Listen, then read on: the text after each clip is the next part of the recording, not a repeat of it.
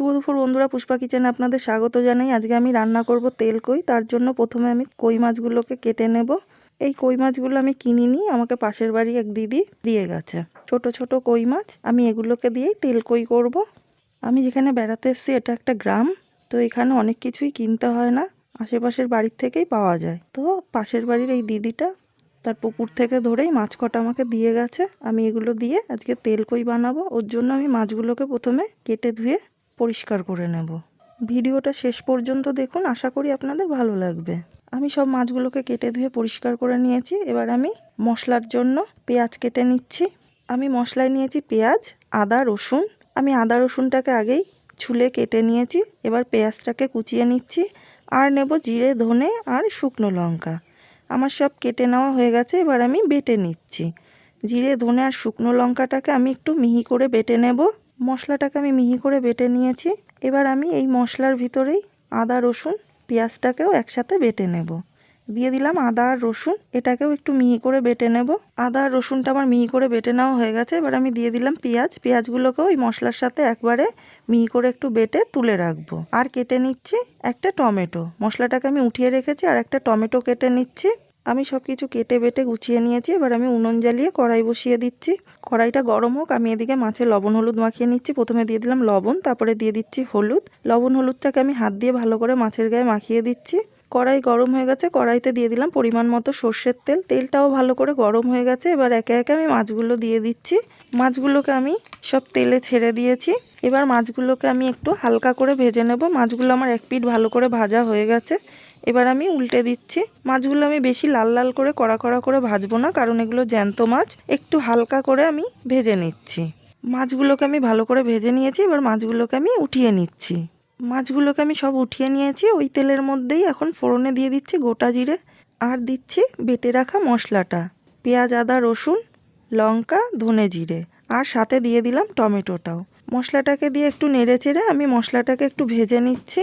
দিচ্ছি পরিমাণ মতো লবণ আর পরিমাণ মতো হলুদ। লবণ হলুদ দিয়ে মশলাটাকে আমি সময় নিয়ে ভাজবো। মশলাটাকে আমি ভালো করে ভেজে নিয়েছি। এবার অল্প একটু জল দিয়ে দেবো। জল দিয়ে মশলাটাকে ভালো করে একটু কষে নেব। মশলাটাকে আমি ভালো করে কষিয়ে নিয়েছি। মশলা দিয়ে তেল ছেড়ে দিয়েছে। দিয়ে দিচ্ছি ঝোলের জন্য জল। ঝোলটাকে আমি জোরে জোরে জাল করে একটু ফুটিয়ে নেব। আমি সময় নিয়ে ঝোলটাকে ভালো করে ফুটিয়ে নিয়েছি। ঝোলটা ভালো করে ফুটে গেছে। এবার দিয়ে দেবো ভেজে তুলে রাখা মাছ কটা। মাছ কটাকে দিয়ে নেড়ে চেড়ে আমি আরও কিছুক্ষণ জাল করে আরও একটু ঝোলটাকে টানিয়ে নেব। ঝোল টেনে গা মাখা হয়ে গেছে। তরকারিটাও আমার হয়ে গেছে। তরকারিটাকে এবার আমি নামিয়ে নিচ্ছি। তেল কই খাওয়ার জন্য তৈরি। এবার আমার শাশুড়ি মা পালং শাক রান্না করবে। কড়াই পরিষ্কার করে কড়াইয়ে দিয়ে দিয়েছে পরিমাণ মতো সর্ষের তেল, আর দিয়েছে কটা ঘরে বানানো বড়ি। বড়িগুলোকে এবার একটু নেড়ে চেড়ে ভেজে নিচ্ছে। বড়িগুলোকে ভালো করে ভেজে নিয়েছে। এবার বড়িগুলোকে উঠিয়ে নিচ্ছে। বড়ি উঠিয়ে কড়াইতে দিয়ে দিয়েছে সর্ষের তেল। সেই তেলে কটা গোটা জিরে ভেজে তুলে রাখবে। জিরে ভেজে তুলে রেখেছে। কড়াইতে দিয়ে দিচ্ছে আবারও পরিমাণ মতো সর্ষের তেল। তার মধ্যে দিয়ে দিচ্ছে পাঁচফোড়ন। পাঁচফোড়ন দিয়ে দিল ফোড়নে। পাঁচফোড়নটা ভালো করে ভাজা হয়ে গেছে। এবার দিয়ে দিচ্ছে কেটে ধুয়ে রাখা সবজিগুলো। সবজিতে আছে আলু, কুমড়ো, বেগুন আর পালং শাকের ডাঁটা। সবজিগুলোকে একটু নেড়ে চেড়ে মিশিয়ে নিচ্ছে। তারপরে দিয়ে দেবে চিড়ে রাখা কাঁচা লঙ্কা। দিয়ে দিয়েছে লঙ্কা। দিচ্ছে পরিমাণ মতো লবণ। লবণ দিয়ে নাড়াচাড়া করে ঢাকা চাপা দিয়ে সবজিগুলোকে একটু সময় নিয়ে ভালো করে ভেজে নিচ্ছে। সবজিগুলোকে সময় নিয়ে ভেজে নিয়েছে। এবার দিয়ে দিচ্ছে পরিমাণ মতো হলুদ। হলুদ দিয়ে সবজিগুলোকে নেড়ে চেড়ে ভালো করে ভেজে নিয়েছে। এবার দিয়ে দেবে পরিমাণ মতো জল। জল দিয়ে সবজিগুলোর সাথে জলটাকে একটু নেড়ে চেড়ে মিশিয়ে এবার দিয়ে দিচ্ছে ধুয়ে রাখা পালং শাক কটা। শাক কটা দিয়ে একটা ঢাকা চাপা দিয়ে শাক, আলু, কুমড়ো, ডাঁটা সব সেদ্ধ করে নেবে। সবজিগুলো সব সেদ্ধ হয়ে গেছে। এবার দিয়ে দেবে ভেজে তুলে রাখা বড়ি কটা। বড়ি কটা দিয়ে একটু নাড়াচাড়া করে মিশিয়ে দেবে। তারপর দিচ্ছে ভেজে তুলে রাখা জিরে, যেটাকে বেটে গুঁড়ো করে নিয়েছে সেটা।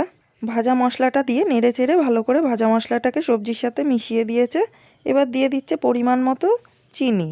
চিনি দিয়ে ভালো করে নেড়ে চেড়ে মিশিয়ে নামিয়ে নিলেই রেডি হয়ে যাবে শীষ পালংয়ের তরকারি। আমার এই রেসিপিগুলো আপনাদের কেমন লাগছে আমাকে কমেন্টে অবশ্যই জানাবেন। ভালো লাগলে একটি লাইক করে দেবেন। সাবস্ক্রাইব করে আমার চ্যানেলটির পাশে থাকবেন। শীষ পালংয়ের তরকারিটা খাওয়ার জন্য এখন তৈরি। দুপুরে গরম গরম ভাতের সাথে তেল কই আর শীষ পালংয়ের তরকারি দিয়ে আজকের খাবারটি আমি পরিবেশন করলাম। খাবারটি আপনাদের কেমন লাগলো আমাকে কমেন্টে অবশ্যই জানাবেন।